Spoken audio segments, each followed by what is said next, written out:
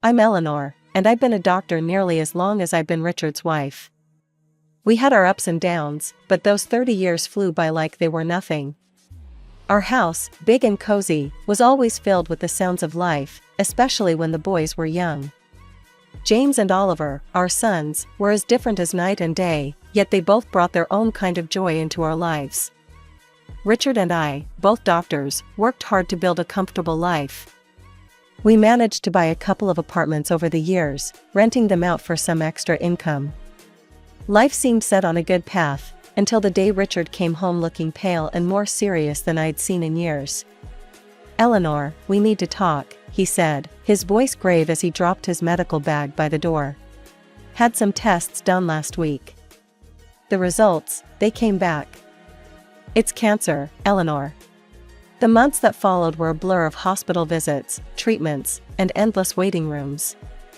Richard fought hard, but the cancer was merciless. Watching the strongest man I knew wither away was torture. No amount of medical training prepares you for that. One evening, as we sat quietly in the living room, Richard took my hand. "Eleanor, if things don't go our way, you need to make sure everything's sorted with the boys. The will's all done. You'll be fine financially." Not long after, he was gone. The funeral was a somber affair. Family, friends, and colleagues, people came from all over to pay their respects. But it was the quiet at home after everyone left that hit me the hardest. Empty spaces Richard used to fill, his things just where he left them. It hurt to see, to remember. A few days post-funeral, I was in the kitchen trying to make sense of leftover food when James stormed in, his face all twisted up in worry and anger. Oliver trailed behind him, looking like he wanted to be anywhere but here. "Mom, we need to talk about Dad's will," James said, cutting straight to the chase as he always did. I sighed, setting down the cling film. "Yes, I know. Your father left everything to me. He wanted to make sure I was taken care of." James slammed his hand on the counter. "But what about me and Oliver? We're his sons. It's not right that we get nothing now." Oliver piped up, trying to smooth things over. "James, let's not jump into this so hot-headed. Mom's still grieving. We can sort this out without arguing." James shot him a glare. "Easy for you to say. You're not thinking about the future. I am." I leaned against the counter, feeling the weight of their stares. "Your father and I built this together. He trusted me to handle things. But I hear you, James. It's not my plan to cut you out." "So, what, then?" James said, crossing his arms, his voice rising a notch. "We just wait until, what? You think it's a good time to give us our share?" "James, watch your tone," I snapped, my patience fraying. "I am still your mother." Oliver stepped between us, his hands up like a referee. "Both of you, please. This isn't helping." "Mom, maybe there's a middle ground here?" I nodded, rubbing my temples. "Okay, here's what we can do. The apartments your father and I invested in." "The ones downtown?" James interrupted. "Yes, those," I continued, shooting him a look that told him to zip it for a minute. "I was thinking, you each take one. They're yours to live in or rent out. And from the savings, let's say $25,000 each, to help you get started on whatever you need." James chewed on his lip, clearly doing the math in his head. "And the rest of the stuff? The house, the money? That stays with me. For now. When I'm gone, it'll come to you, as per your father's wishes," I said firmly. James looked like he wanted to argue more, but Oliver nudged him. "Let's think about this, man. It's a fair start. Mom's not leaving us in the cold." James finally nodded, tight-lipped. "Fine. But I want this in writing, Mom. No more surprises." Of course, I agreed. "We'll get everything documented properly." As they left the kitchen, I could hear Oliver hissing at James. "Give her a break, will you? She's doing her best." James muttered something under his breath I couldn't catch, and I didn't really want to. As I washed up the dishes, I wondered if Richard could see us, and what he'd think. I hoped I was doing the right thing, but only time would tell. And time, that tricky thing, wasn't always a friend. It was a sunny afternoon, a rare kind that makes everything seem alright, when James brought Isabella over to meet me for the first time. They hadn't been dating long, but James was already head over heels. You could tell by the way he was fussing over her, which wasn't like him at all. They walked in, and right off the bat, Isabella had this air about her, like she owned the place. Dressed to the nines, she breezed into my living room with barely a hello, her eyes scanning everything. "Nice place you've got here," she said, flipping her hair back as she sat down without waiting for an invitation. James was grinning like a fool beside her. I forced a smile, trying to be the good host. "Thank you, Isabella. Can I get you anything? Coffee, tea?" "Coffee sounds lovely," she replied, then turned to James. "Babe, make sure it's black, no sugar." James nodded and headed to the kitchen. That left me alone with her, sitting in my own living room, feeling like the guest. The silence was awkward until she broke it. "So, James tells me you're pretty well off," she started, eyeing the decor. "I'm used to a certain standard, you know? My parents made sure of that." "That's good to hear," I said, not sure what else to add. James came back with the coffee and handed Isabella her cup. She took a sip and made a face. It's all right. Anyway, we've been discussing our future together. Planning ahead, you know? That's wise, I said, glancing at James, hoping he'd give me some clue about where this conversation was heading. Isabella set her cup down. "Yeah, and speaking of planning, we were thinking about the wedding. You know I want something special, James has probably told you. I saw this place, perfect for a rehearsal dinner, but it's a bit pricey. It's about $30,000. I choked on my coffee. $30,000? Just for the rehearsal dinner? James jumped in. "Mom, it's important to Bella. We want to start things off right." I put my cup down, feeling a storm brewing inside. "Look, that's a lot of money for a dinner, Isabella. We need to be reasonable." Isabella's face hardened. "Reasonable? James says you have the means. I don't see why we should compromise on something that important." James was nodding along with her, but I could see the unease in his eyes. He knew he was asking too much. "I'm all for celebrating," I said, trying to keep my voice even. "But $30,000 is beyond excessive. I can't justify that." Isabella stood up, her chair scraping loudly against the floor. "I'm not used to compromising on my standards, Eleanor. I was clear with James that I expect a certain lifestyle." James tried to smooth things over. "Mom, maybe we can find a middle ground?" "There's no middle ground on $30,000 for a dinner, James. That's final," I snapped, losing my patience. Isabella picked up her purse, glaring at me. "Fine. If that's how it's going to be, then maybe we need to reconsider some things." They left soon after. I sat there, reeling from the encounter. The nerve of that girl, coming into my home, drinking my coffee, and telling me how to spend my money. It felt like a slap in the face, a wake-up call I wasn't ready for. I was out at the grocery store when James and Isabella decided to drop by again. By the time I got home, Oliver was awkwardly entertaining them in the living room.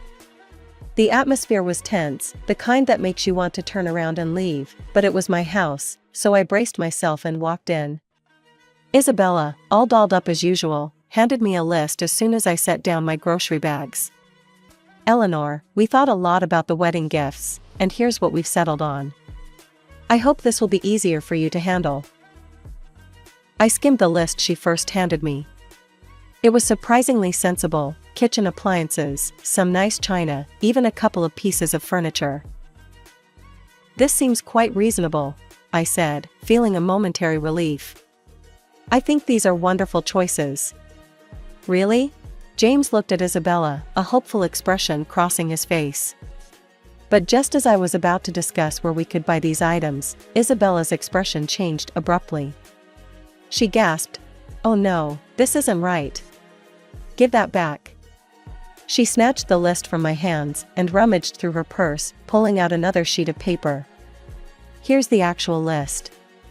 This new list was nothing like the first. It included an apartment, a luxury car, an exclusive vacation, and even diamond jewelry. My jaw dropped. Is this some kind of joke? Isabella didn't flinch. "No joke, Eleanor. These are the gifts we expect. Only the best for our wedding." I stared at her, then at James, waiting for him to say something, anything to suggest he didn't agree with this madness. But he just stood there, looking between us, clearly conflicted but silent. I couldn't hold back. "James, why are you letting her do this? You know this is unreasonable." Isabella cut in, her voice rising. "This doesn't concern you, Eleanor. You just need to pay up and keep quiet." That's when Oliver stood up, his face set hard. "That's enough, Isabella. You're not going to talk to our mom like that. This is her house, and you're way out of line. You need to leave. Now." The room was thick with tension as James and Isabella gathered their things. Isabella was muttering under her breath, clearly angry. "This is ridiculous. We'll remember this." They left, and the door slammed shut behind them. Sitting down, I felt the weight of the whole situation pressing down on me. Oliver sat beside me, putting an arm around my shoulders. "We'll figure this out, Mom. But you can't let them bully you into giving more than you can, or should. It's not right." He was right, of course. But as I sat there with my son, I couldn't help but worry about James. How had things gotten so out of hand? How could he not see what this was doing to our family? The silence that followed was filled with unsaid worries and fears for the future. I knew then that this was far from over. It was only going to get tougher from here. The weeks that followed were a constant barrage of phone calls from James. Each one was more demanding than the last, his tone desperate, almost frantic at times. "Mom, you don't understand. I can't look poor next to Bella's family," he'd argue, his voice cracking with stress. "You have the money. Why can't you just help me out here?" I sat at the kitchen table, phone pressed against my ear, feeling a knot in my stomach. "James, it's not about the money. It's about living within your means. Bella's expectations, you can't sustain that, not without going into serious debt." He'd scoff, his frustration boiling over. "What do you know about it? I'm not going to live like a beggar. I need more from the inheritance, now." The demand stung. "James, I've offered to cover half the wedding costs up to $15,000 and give a $5,000 gift. That's more than generous. Everything has to be agreed upon with me, though. No surprises." There was a pause, then a sharp laugh from him.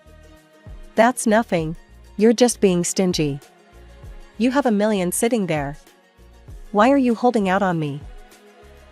"Because it's not just about the money," I replied, my patience wearing thin. "It's about not feeding into this fantasy that's going to ruin you." He yelled now, loud enough that I had to pull the phone away from my ear. "I don't need this. I'll handle it my way. Forget you." And then, just like that, the call stopped. Months passed in silence. I tried to busy myself with daily routines, trying not to worry about James, but the peace was short-lived. The phone rang one afternoon, and it was my sister-in-law, Anita. "Eleanor, I thought you should know." Anita's voice was hesitant, careful. "James is flying all the wedding guests to Hawaii. He sold his apartment to fund it. And he expects you to get there on your own. He mentioned you weren't interested in helping, so..." I hung up, a mix of anger and sorrow churning inside me. How could he be so reckless? Before I could process it all, Oliver came into the room, his expression grim. "Mom, there's something you need to hear." I recorded their conversation when they were sitting here in the living room. He handed me an audio recorder. I pressed play, and the voices of James and Isabella filled the kitchen. "James, your mom is just a nasty old woman with a fat wallet.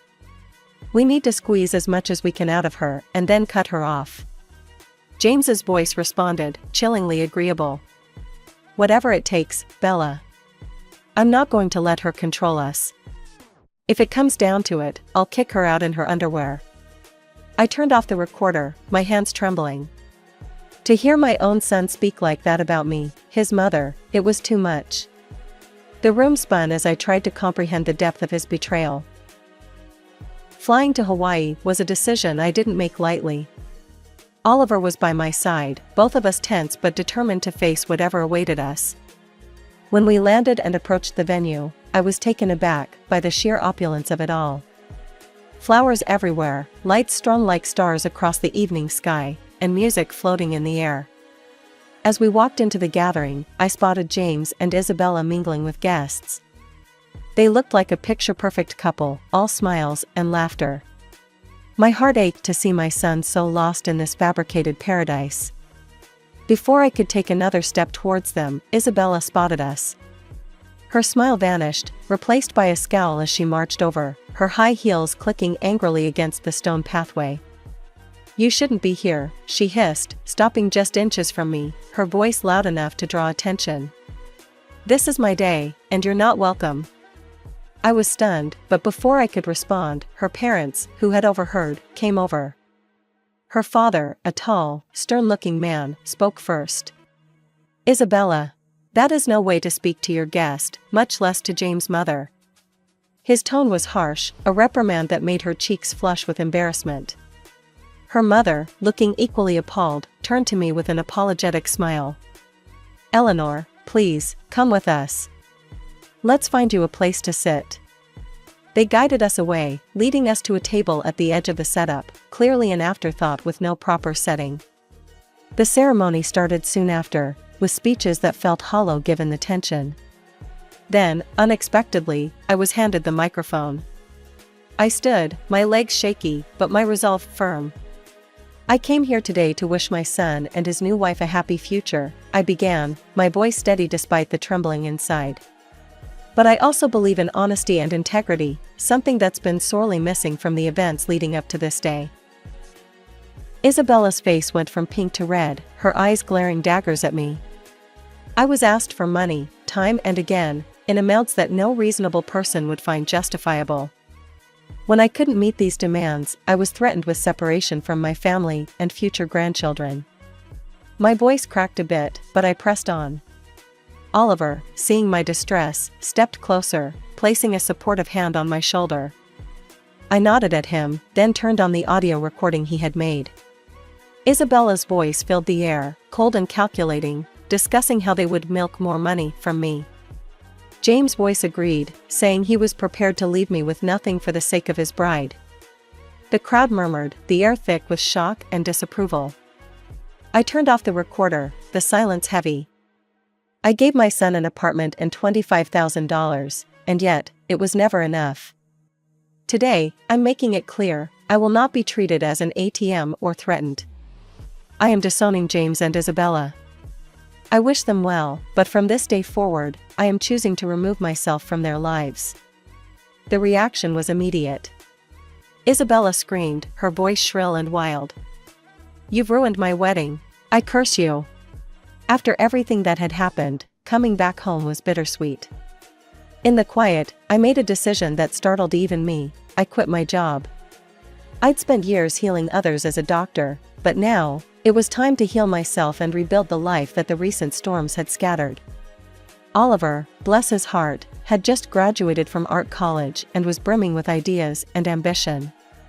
With the $25,000 I had given him, he opened his own tattoo parlor. It wasn't just any shop, it quickly became a place where art and skin met in stunning displays. Oliver poured his soul into his work, and it paid off. He started entering tattoo contests, and soon enough, his name was on every local's lips. Before we knew it, he was opening more locations, creating a network of salons that became a hotspot for tattoo enthusiasts. I'd watch him sketch late into the night, his dedication a stark contrast to the chaos his brother had chosen. You're doing amazing, Ollie, I'd say, pride swelling in my chest. It was during these calm months that James reappeared. One afternoon, he showed up at the door, his eyes tired, his shoulders slumped, so different from the ambitious, sharp man he once was. "Mom, I need to talk," he said, not waiting for an invitation to sit. His voice was weary, a far cry from the demanding tone I'd grown accustomed to. I sighed, motioning for him to continue. "What is it, James?" "It's Bella, she's driving me insane. Wants more and more, nothing's ever enough. I got a second job, but it's still not enough for her." His words were desperate, but they couldn't erase the past so easily. "James, I warned you. I told you, living like that, with someone like her, it's unsustainable." He rubbed his face, frustration clear. I know you did, but I thought." His voice trailed off, hopelessness taking the place of explanation. "Thought what? That money would just appear because you wanted it to?" My tone was harsh, but years of pent-up frustration made it hard to soften it. "Look at your brother. He started with the same amount and made something of himself without stepping on others." James bristled. "Yeah, well, not everyone's like Oliver, are they? I have rights to the inheritance too, remember? And when you're gone, it'll come to me." That was the last straw. "Get out, James," I said, my voice cold, resolute. "And don't come back. Not this time. You chose your path." His jaw tightened, and for a moment, I thought he might argue more. But then he turned and walked out, the door slamming shut behind him. As I stood in the silence that followed, Oliver came downstairs, having heard the last part of our exchange. "Are you okay, Mom?" I nodded, wrapping my arms around him. "I am now. Thanks to you. Let's just focus on the good we can do, on the life we can build." He hugged me back, his presence a comforting assurance that not all was lost. In that moment, I knew that despite the heartaches, the journey was still worth it. We had each other, and that was enough to keep moving forward. After the storm had passed with James, our home settled into a calm I hadn't felt in years. It was during this quiet period that Oliver brought someone special home. Her name was Sarah, and she was everything Isabella wasn't: kind, humble, and genuinely caring. As the weeks turned into months, their relationship grew stronger, and soon they announced their engagement. The wedding, unlike the extravagant affair that was James, was a simple, heartfelt ceremony in our backyard. Flowers from the garden, homemade decorations, and a small group of close friends and family made the day perfect. During the reception, I pulled Oliver aside. "You've chosen a wonderful woman," I said, my voice thick with emotion. He squeezed my hand. "I learned from the best," he replied, giving me a knowing look. Life moved quickly after that. They sold the apartment I had given Oliver, adding a bit of their savings to buy a small, cozy house just a few miles away. One sunny afternoon, while we were having tea in their new living room, Sarah shared some news. "Eleanor, we're expecting twins," she announced, her eyes shining with excitement. I nearly dropped my cup, overwhelmed with joy. "Twins? Oh, my goodness, that's wonderful." Oliver beamed, his pride evident. "We wanted you to be the first to know." "We're really happy, Mom." "Twins," I repeated, letting the words sink in. "Grandchildren." It was a new chapter, one I was eager to start. As for James, news from him was sparse. The last I heard, he had divorced Isabella. She had taken nearly everything in the split, leaving him to start over in another city. Despite the pain he had caused, it hurt to know he was out there somewhere, struggling because of his choices. One evening, as I sat looking through old photo albums, Oliver came and sat beside me. He noticed a picture of James and me from years ago. "Do you ever hear from him?" he asked softly. I shook my head. "No. After everything, he's chosen his path, and I have to respect that, even if it breaks my heart." Oliver put an arm around me. "He's still my brother, Mom. Maybe one day, he'll come around." "Maybe," I agreed, not really sure if I believed it. "But for now, we have plenty to keep us busy, especially with those twins on the way." Oliver chuckled. "Yeah, you're about to be the busiest grandma in town." We both laughed, the sound filling the room with warmth. Despite the past, despite the mistakes and heartaches, this moment, here with Oliver, felt like everything was exactly as it should be. Life was moving on, and so were we, with new hopes and dreams just on the horizon.